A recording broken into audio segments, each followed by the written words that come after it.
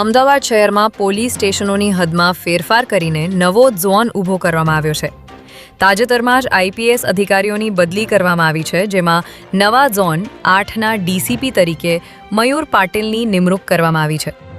તેમાં અત્યારે Ahmedabad police commissioner દ્વારા નવી ડીસીપી ઝોન 8 કચેરી રામોલ પોલીસ સ્ટેશન ખાતે શરૂ કરવાનો નિર્ણય લેવામાં આવ્યો છે, જેને પગલે પોલીસ કમિશનર GS મલિકે ઓઢવ પોલીસ સ્ટેશન રતનપુર ચોકી તથા રામોલ પોલીસ સ્ટેશનની શહેરના અન્ય સ્થાનિક ઉચ્ચ અધિકારીશ્રીઓ સાથે મુલાકાત લીધી હતી।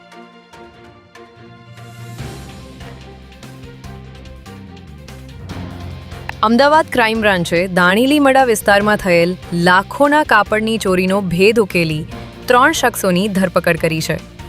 દાણીલીમડા પોલીસ સ્ટેશનની હદમાં આવેલા ગુરુદેવ એસ્ટેટમાં 10 દિવસ અગાઉ તસ્કરોએ ચોરીની ઘટનાને અંજામ આપ્યો હતો, જેમાં ચોરોએ અંદાજે 14 લાખની કિંમતના કાપડના જથ્થાની ચોરી કરી હતી અને ચોરીની ઘટના બન્યા બાદ આરોપીઓ મુદ્દામાલ ઠેકાણે પાડવાની ફિરાકમાં હતા, પરંતુ તે પહેલા જ ક્રાઇમ બ્રાન્ચે તેમને દબોચી લીધા હતા।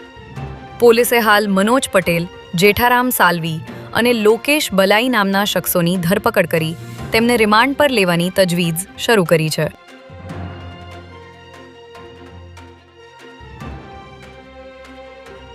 માર્ચ મહિનાની શરૂઆતમાં જ ઉનાળાની આકરી ગરમીની શરૂઆત થઈ ગઈ છે, ત્યારે શહેરીજનોને ગરમીમાંથી રાહત મળે તે માટે હીટ એક્શન પ્લાન અમલમાં લાવવામાં આવ્યો છે, જેમાં શહેરમાં બપોરે ગરમીમાંથી શહેરીજનોને રાહત મળે તે માટે 70 ટ્રાફિક સિગ્નલ બપોરે 12થી 4 વાગે બંધ રાખવાનો નિર્ણય કરવામાં આવ્યો છે।